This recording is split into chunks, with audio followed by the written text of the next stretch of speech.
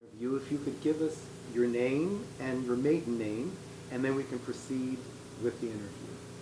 Sophia Arabatzis Balis. A My little bit mother about is that. from Smyrna, and of course she had to leave the country in the 20s. And my father was from Nea Focha, New Focha, and they met in Athens, and that's where I grew up. Do you remember what your mother's maiden name was? Parianoudaki, Chrysanthi Parianoudaki, So you're saying both of them were from Asia Minor? from Asia Minor. And my father's original name, the Arabatzis name, was actually Christodoulou, because the exchange was in the 20s. I was born, in the 30s. Uh-huh, uh-huh. And so, I grew up in that environment. But when did they leave Smyrni or Borges to Two come? different times. My father's family left twice. The first time they kicked him out, which was the most traumatic. And then the second time it was in the 80s, like everybody else left. So my father's family, 1914, they were chased by the Turks out. They were running towards the boats to leave the place. And some of them made it, some did not. My grandmother, a widow with 4 kids and a baby in her arms, was running to go to the mountains like with the rest of them. But the baby was crying, and the Turks would find them because of the baby's crying. She left the baby in a little barn, took the other 3 up to the mountains, left them with friends up there, and at night she turned back to pick up the baby.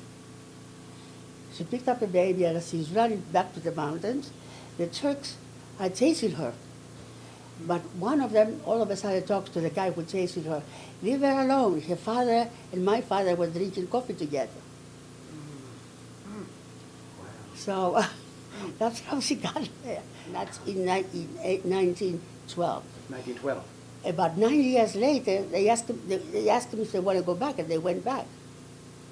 The Turks asked, Yes. the Turkish people. So they went back because they lost all these working hands, you see. Who's going to work the land? So they went there. Of course, the house was damaged and everything, but the house, at the time they fixed up the house, they were ready to start back to normal. 1920s came. And my father was at the time 16 years old. But he lied. He went to the army, he said, to volunteer. He was born in 1002. He told them he was 4 years older. And he took the 16-year-old boy with him. He says he wanted to know how you fight. That's what a 16-year-old boy said. So he wanted to be Choyas. And became Choyas, as you see. Maybe you can show the picture to us. Yes. At this time, he was already, he had already fought until they reached Eskise here, somewhere between Ankara and Constantinople. The furthest the Greek army was able to go was Eskise here. So I guess she was very proud of it, that she went and had his picture taken in the local photography shop. Yes. Yeah. But she wanted to be Choyas. She was very proud of it. Yeah. And us as children growing up, every time there was apocalypse, one of us had to be a Choyas. Yeah. So this was for the Greek army. That was for the Greek army. Yeah. So she was. When they retreated, the whole army retreated, of course, and then they moved them over to Agrinio. Agrinio, there was nobody there. I mean, my grandmother was in Mytilene. She was in Agrinio, but they communicated somehow with no television, with no telephone. They were able to find each other. So they met, they all moved to Athens, and from then on, it started the most normal. Tell us, My mother's family had one of my cousins were in the Greek army, and she knew they were retreating, and they knew that's it, that we had to leave. So she told my mother and my grandmother, and the family that they were living with to leave. Pretend that you're going for vacation. So they picked up their jewelry and their whatever money they had under the mattress, put all their hats on, dressed up, and went to Mytilene for vacation. That's it. They were not there when Smyrna was burned. Okay. There were no Turks chasing them Okay. because of this information. They left early. So they escaped. But they left without the house. They were all They they left had. all their They belongings. lived on their jewelry Uh-huh. Yes. for a long time. Yes. What's left is I had two little. Oh yes. I have two little cups, liqueur cups from Smyrna. But- So now, you were born in Athens, Yeah. correct? And then, how long did you stay in Athens? How long were you Oh, there? until I finished dental school. When you came to America, what brought you? My husband and I came for postgraduate training. Okay. He finished medical school, then he went to the army for 3 years. Meanwhile, I finished dental school. We got married, and in 1 week we left to come here.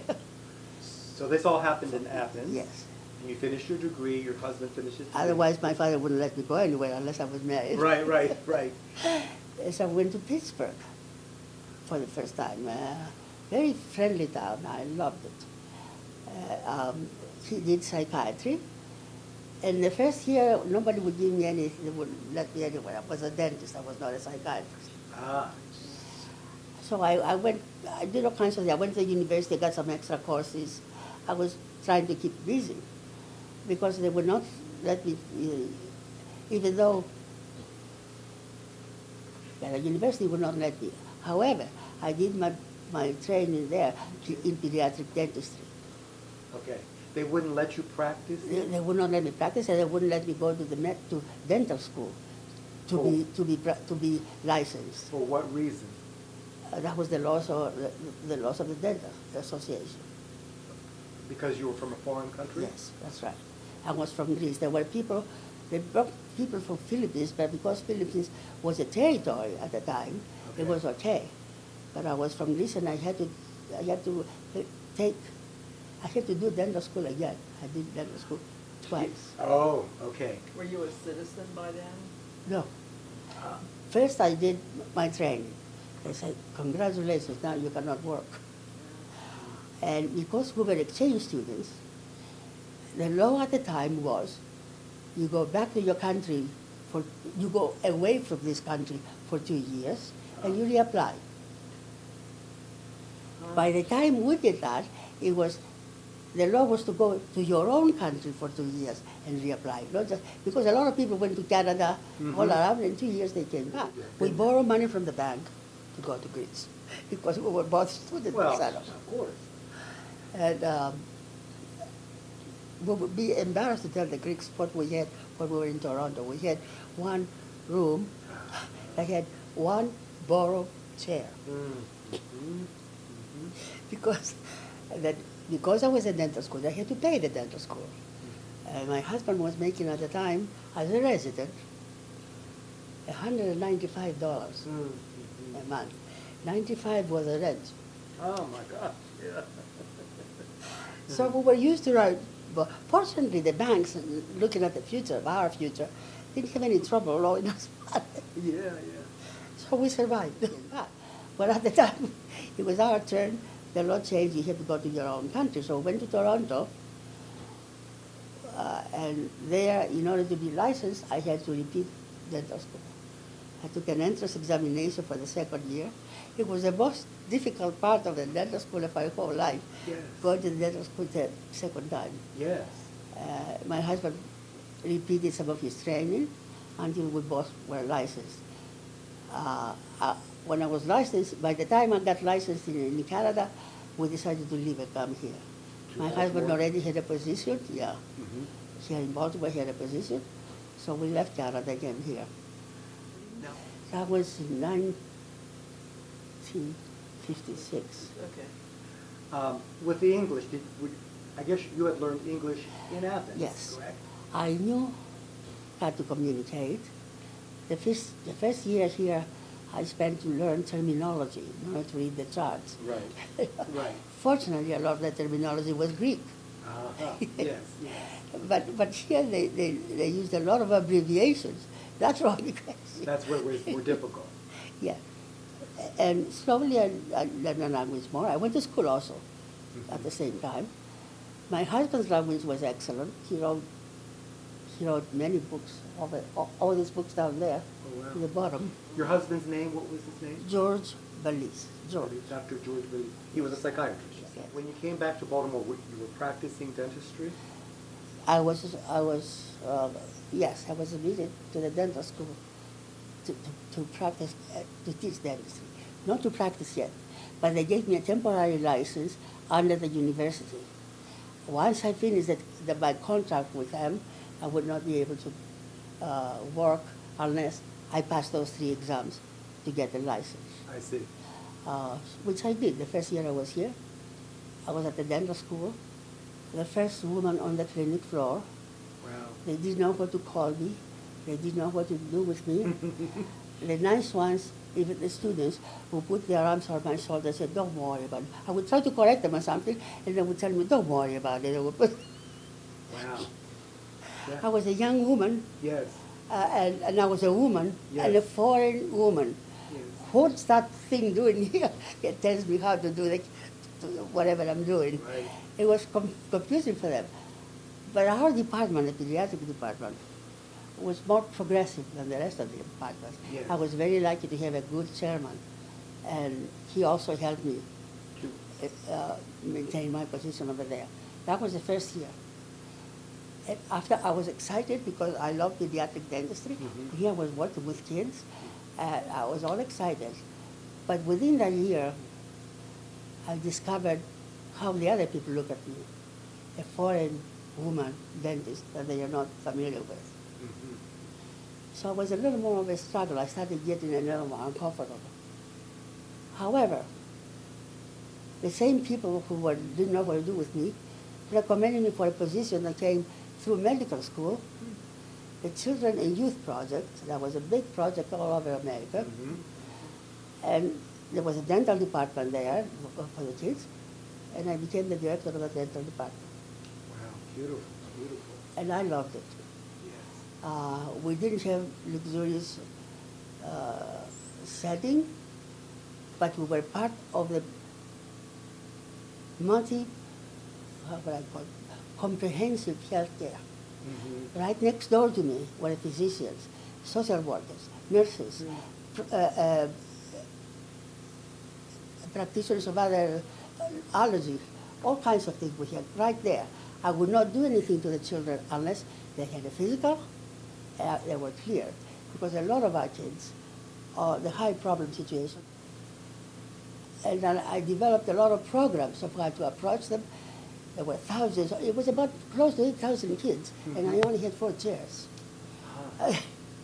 So I had to do programs to reach them, to educate them, their teachers, their parents, Yes. themselves, and the students, Yes. and the nurses that the kids going to, how to examine the kid and how to refer, and the pediatricians who were coming through the department to be trained, something like Were that. you at the University of Maryland? University of Maryland.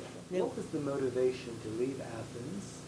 You had your degrees, your husband had a degree, to leave Athens to come to America. We came for postgraduate training. The idea was we would finish our postgraduate training and then return to Greece. I see. And I loved every bit of life over here. Mm-hmm. I didn't realize I was a foreigner. Mm-hmm. Mm-hmm. Wonderful. Yeah. So, neither is my husband. You know, people will say, "Were you discriminated?" Yeah, so what? That's the attitude was, so? Mm-hmm. And he refused completely to see as a problem. If you have a problem, it's like it's ready today, find a solution. Good. That's why he did it. That's good. I felt it more because I was in dentistry. Mm-hmm. Because I was a woman in dentistry. I had different things to deal with. Right, right. But really, that I wouldn't let that stop in my way. Right. And my husband wouldn't hear of it. Right. Nobody is a victim. Absolutely. So you decided, what was the deciding factor to stay in America and Because not I go loved back? everything. Ah, I loved everything.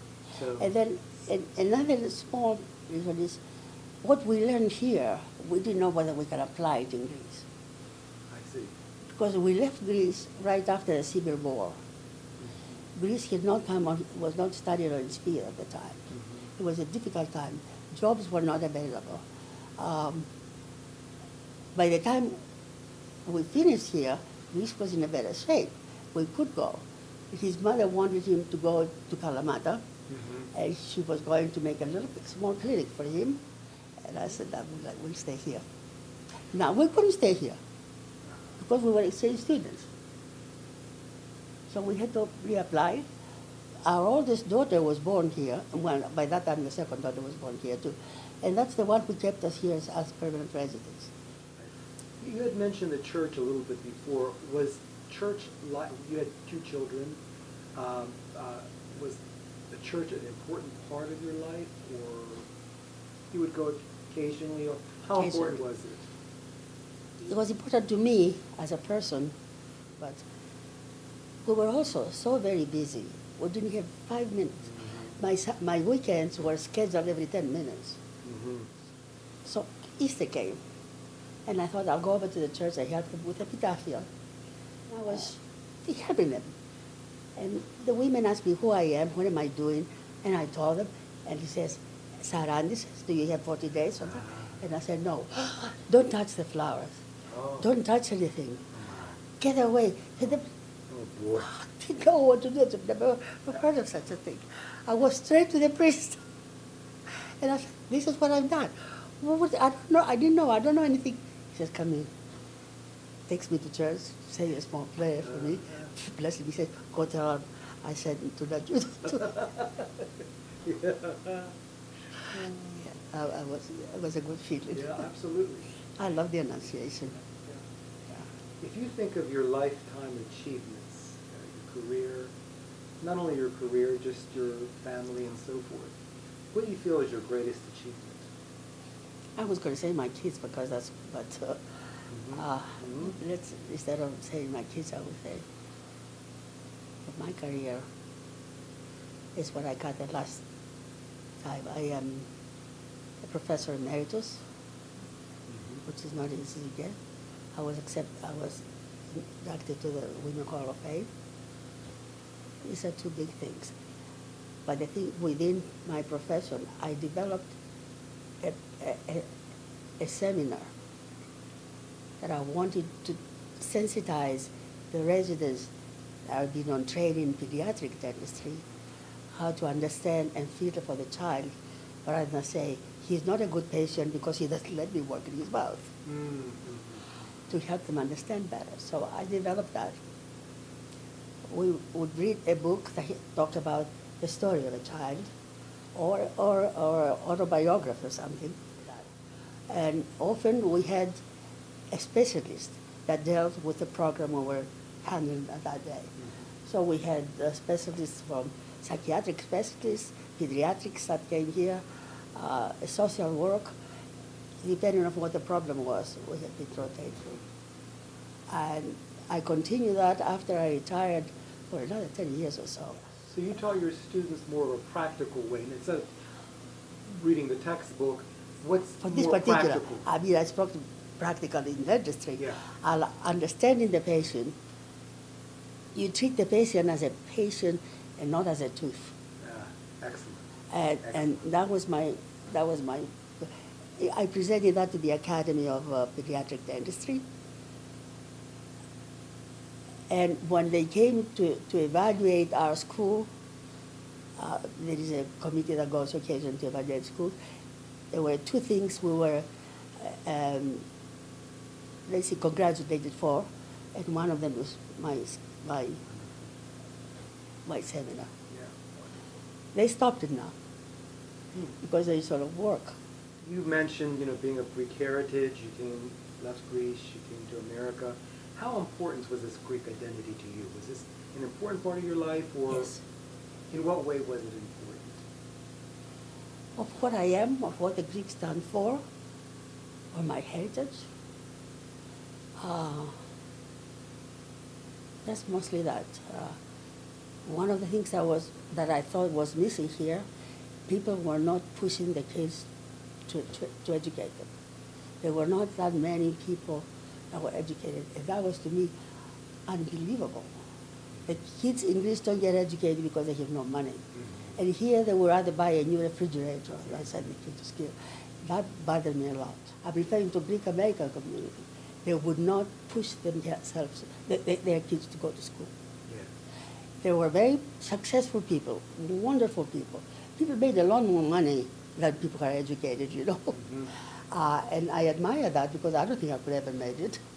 But I wanted them to know more. Mm-hmm. If you could give one piece of advice to the young Greek American youngster of today, young person, what would you tell them? Your roots and your heritage is where you are. You wouldn't be where you are if your parents didn't have this kind of attitude, this kind of heritage. Continue it to your own kids. You don't necessarily need the language because people will forget after a while, but keep it at the side at least. History and philosophy, for goodness sakes, it runs the world. Don't let the kids get away from it. One of the problems with our history is that because of the occupation of Romans and then the Turks, all we know that we're proud of is the ancient history. Right. You have to go beyond, you have to read more other books to see what was happening in between, what they had to go through, and how many things they achieved.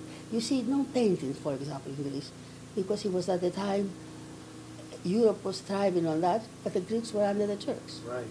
Correct. Okay, they were taking their kids, their best boys, to make janitors out of them. Right. You know what janitors is? Yanitzeros. Yeni is fortress. Yeah. It's Greek, I'm sorry. Yeni is fortress. Yeah. Yeni fortress. Right. Yeni. And they would kidnap them for small kids and raise them to be hating Greece and fight Greece. Yes. Yes. That's I janitors. heard of that. But if they are tall and good looking and everything, that's where they were choosing them. Yeah. The men would also compliment a woman. Ooh, you look like Yanitzaros. Uh-huh. Yeah. What are the names of your daughters? One is Chrysanthi Angeliki Balis. The other is Theodora George Balis. Very nice. Very nice. Yeah. Thank you so much. And thank for you too. Sharing this your life story with us.